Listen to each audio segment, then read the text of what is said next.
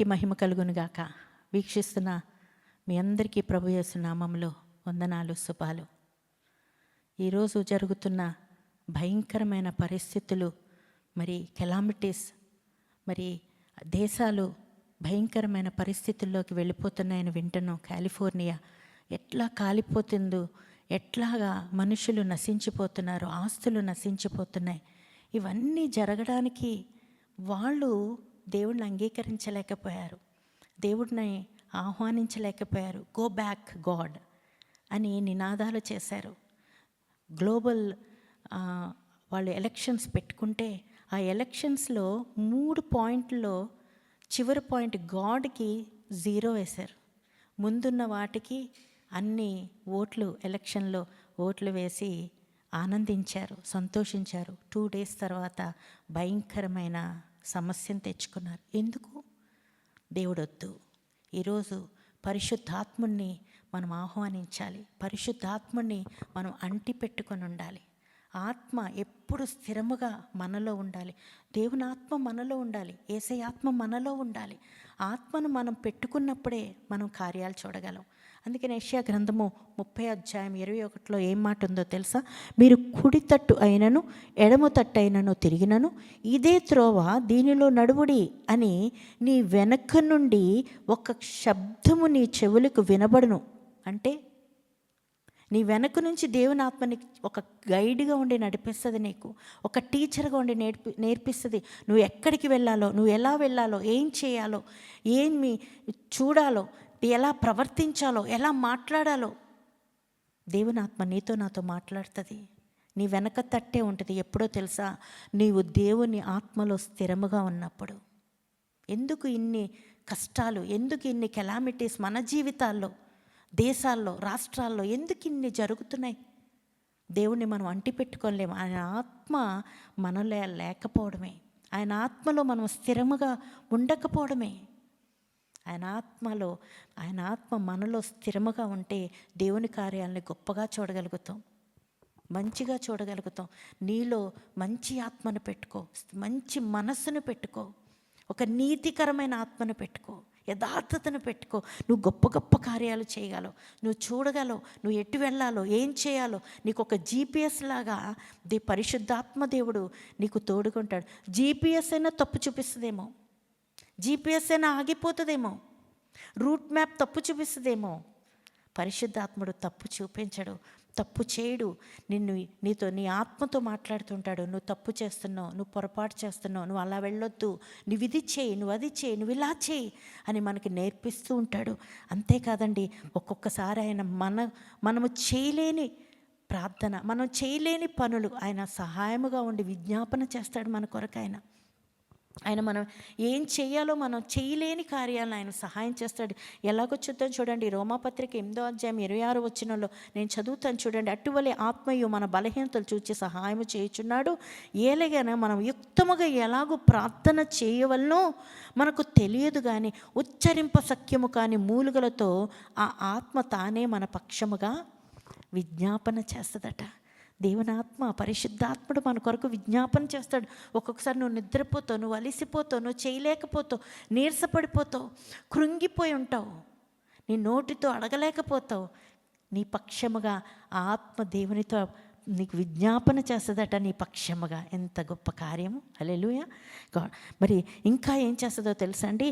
ఇంకా పరిశుద్ధాత్మ దేవుడు బోధిస్తాడట, నేర్పిస్తాడట, ఒక టీచర్గా ఉండి బోధిస్తాడట. నువ్వు ఎలాగ చెయ్యాలో బోధిస్తాడంట. యోహాను సువార్త 14:26 చూస్తే, ఆదరణకర్త అనగా తండ్రి నా నామమున పంపబోవు పరిశుద్ధాత్మ సమస్తమును మీకు బోధించి నేను మీతో చెప్పిన సంగతులన్నిటినీ మీకు జ్ఞాపకము చేస్తాడట. పరిశుద్ధాత్మ దేవుడు సమస్తాన్ని ఏం చేస్తాడట? మీకు బోధిస్తాడట. నువ్వు ఇలా ప్రవర్తించొద్దు, నువ్వు ఇలా కఠినంగా ఉండకు, నువ్వు అరిచేసావు కదా, ఎందుకు అరిచావు? అలా అరవకూడదు, నువ్వు అలా చేయకూడదు. నువ్వు అలా చేస్తే నువ్వు తర్వాత ఎంత నష్టపోతావో నీకు జ్ఞాపకం చేస్తాడు. అమ్మో, ఇలా చేస్తే నాకు కష్టం వస్తుంది, నాకు నష్టం వస్తుంది, నాకు ఇలాంటి బాధ వస్తుంది అని ఆయన నీకు వెంటనే బోధించేస్తాడు. ఒక టీచర్గా నేను ఒక క్రమమైన పద్ధతిలో నేర్పిస్తాడు. ఒక క్రమమైన పద్ధతిలో నిన్ను నడిపిస్తాడు. కనుక మనకు పరిశుద్ధాత్మ దేవుడు ఒక చక్కటి బోధకుడిగా ఉంటాడు. అంతేకాదు, మూడోది ఏంటో తెలుసా? ఆయన ప్రతిదాన్ని బయలుపరుస్తాడట. నీకు జరగబోయేదాన్ని ఎవరికో బయలుపరుస్తాడు వారికి కూడా. కానీ నీ విషయాలు నువ్వు ఆత్మతో ఉంటే నీ విషయాలు నీకే బోధిస్తాడు, నీ విషయాలు నీకే చెప్తాడు. నేను ఒక దైవజనుడు మరి ఇలా జరగబోతుంది 2025లో దేశంలో పెద్ద భయంకరమైన విపత్తు రాబోతుంది అని ఒక సాల్మన్ రాజు గారు అనే ఒక దైవజనుడు ప్రవచనాన్ని నేను చూశానండి యూట్యూబ్లో. అది చూసినప్పుడు నేను చాలా ఆశ్చర్యపోయాను, చాలా దుఃఖించాను. నిజమే కదా, ఆయన ఏనాడో ఏమి జరగని ముందు చెప్పారు ఆయన. కానీ ఇప్పుడు జరిగిన దాన్ని ఆయన ప్రవచనం విన్నప్పుడు నిజంగా నేను ఎంత ఆశ్చర్యపోయానంటే, నిజంగా ఆయన బయలుపరుస్తాడండి జరగబోతున్న సంగతులు. కొంతమందికి ఎక్కడెక్కడ ఏం జరుగుతుందో ఆయన బయలుపరుస్తాడు. కానీ నీవు స్థిరంగా ఆత్మలో ఉంటే నీకేం జరగబోతుందో, నీ ఇంట్లో ఏం జరుగుతుందో, ఏం జరగాలో అన్నీ నీకు ఆయన బయలుపరిచేస్తాడు.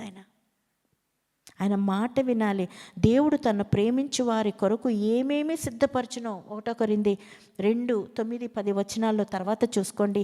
దేవుడు తను ప్రేమించు వారి కొరకు ఏమేమి సిద్ధపరచునో అవి కంటికి కనబడవు, చెవులకు వినబడవు, హృదయానికి గోచరము కాలేదు అని రాయబడి ఉంది. కానీ మనకైతే దేవుడు వాటిని తన ఆత్మ వలన బయలుపరిచున్నాడు. లోకంలో ఉన్న వారికి నీ విషయం తెలియకపోవచ్చు, నీకు జరగబోతున్న లోకంలో ఉన్న వారికి ఎవరికి తెలియకపోవచ్చు. కానీ నువ్వు ఆత్మలో స్థిరపడితే ఏమేమి జరగబోతున్నాయో నీకు బయలుపరిచేస్తాడు ఆయన.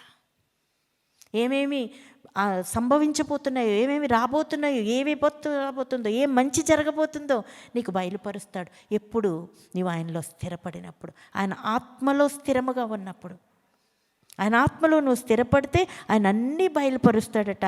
4వది, పరిశుద్ధాత్మలో స్వతంత్రం ఉంటుందట. పరిశుద్ధాత్మ దేవుడు పరిశుద్ధాత్మ ఎక్కడ ఉండునో అక్కడ స్వాతంత్రం ఉంటుందట. అన్నీ ఆయన మనకి చేసి పెడతాడు. అంతేకాదండి, పరిశుద్ధాత్ముడు చివరిగా అధికారం ఇస్తాడట. ఎలాంటి అధికారం ఇస్తాడు? మార్కు సువార్త 16:17 అవి ఏమందో తెలుసా అండి? నమ్మిన వారికి సూచక్రియలు, నా నామమున దయ్యములను వెళ్ళగొట్టుదురు, కొత్త భాషలు మాట్లాడుదురు, పాములు ఎత్తి పట్టుకుందరు, మరణకరమైనది ఏది తాగినను అది వారికి హాని చేయదు, రోగుల మీద చేతులు వేసినప్పుడు వారు స్వస్థత నొందుడు. ఎంత అధికారమో చూడండి. పరిశుద్ధాత్మలో మనము ఆత్మలో స్థిరముగా ఉన్నప్పుడు ఇవన్నీ ఆయన మనకు అధికారం ఇస్తాడు. ఇవన్నీ మనం చేయగలుగుతాం. ఈ కార్యాలన్నీ మనం చేయడానికి గొప్ప బలం ఇస్తాడు ఆయన, ఒక గొప్ప ధైర్యం ఇస్తాడు ఆయన. ఎలాగా మనము వస్తున్న వాటి సమస్యల నుంచి, వస్తున్న వాటి బాధల నుండి మనం ఎలా తప్పింపబడాలో ఆయన మనకి ఒక సూచనగా చూపించేస్తాడు.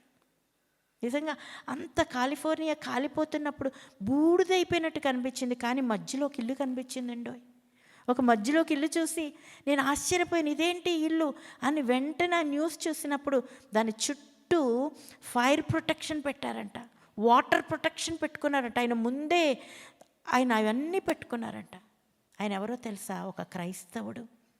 ఆ ఇంటి లోపలికి వెళ్ళి చూస్తే ఆ ఇంటి లోపల అన్ని బైబిల్, దేవునికి సంబంధించినవన్నీ ఉన్నాయంటండి. అసలు మా బాబు ఈ వార్త చెప్పినప్పుడు నేను అది చూసినప్పుడు అసలు పులకరించిపోయింది నా మనస్సు. నిజంగా ఎంత గొప్ప దేవుడు నువ్వు. ఒక్క ఇల్లు మాత్రమే ఉంది, ప్రొటెక్షన్ చేసుకోవడానికి ఎవరిచ్చారో ఆ జ్ఞానము ఆయన బిడ్డకు ఆయన ఇచ్చాడు. దేవుని మందిరాలు, దేవుని యొక్క మరి అనేక మంది బిడ్డలు మరి వారి గృహాలు పాడైపోయినాయి. కానీ వారు ఎవరికి ఇంపార్టెన్స్ ఇచ్చుంటారంటే లోకానికి ఇచ్చి ఉండొచ్చు. నోవాహుని పిలిచినప్పుడు నువ్వు ఓడను సిద్ధపరచు అన్నప్పుడు నోవాహు తన కుటుంబం ఒక్కరే రక్షింపబడ్డారు. వినని వారందరూ నశించిపోలేదా? నోవాహు ఓడొక్కటే మరి ఆ యొక్క జలప్రలయంలోంచి కాపాడబడలేదా? చూడండి, సొదొమ గొమొర్రా నాశనమైనప్పుడు ఒక్క మనిషిని బ్రతికించుకొని ఆ సొదొమ గొమొర్రా నాశనం చేయలేదా? ఈరోజు సొదొమ గొమొర్రా నాశనం అగ్ని గంధకాలతో కాల్చబడినట్లుగా అయిపోయింది అన్నట్లుగా ఆ పట్టణం అంతా కాలిపోయి ఉంది. నిజంగా ఈరోజు నువ్వు ఏ మనుషుని వైపు చూడకు, ఎవరి వైపు చూడకు. నువ్వు దేవుని ఆత్మలో స్థిరపడు. ఆయన ఆత్మను అంగీకరించు. ఆ పరిశుద్ధాత్మను నువ్వు ఇన్వైట్ చేయి. ఆ పరిశుద్ధాత్మ దేవుణ్ణి నువ్వు పిలుచుకొని, నీకు కోపం వచ్చినప్పుడు, కష్టం వచ్చినప్పుడు సెల్ఫ్ కంట్రోల్ చేసుకో. పరిశుద్ధాత్మ దేవుడు నీకు అన్ని విషయాల్లో నాకు సహాయం చేస్తాడు. ఖచ్చితంగా వ్యక్తిగతంగా నీకుగానే సహాయం చేస్తాడు. నాకుగానే సహాయం చేస్తాడు. ఎప్పుడు పరిశుద్ధాత్మలో మనం స్థిరముగా నిలవబడినప్పుడు ఆత్మ పని చేస్తుంది. దేవుడు సహాయకుడిగా ఉంటాడు. నిన్ను, నీ కుటుంబాన్ని దేవుడు దీవిస్తాడు. ఈ మాటలు దేవుడు దీవించునుగాక. God bless you all. Thank you very much.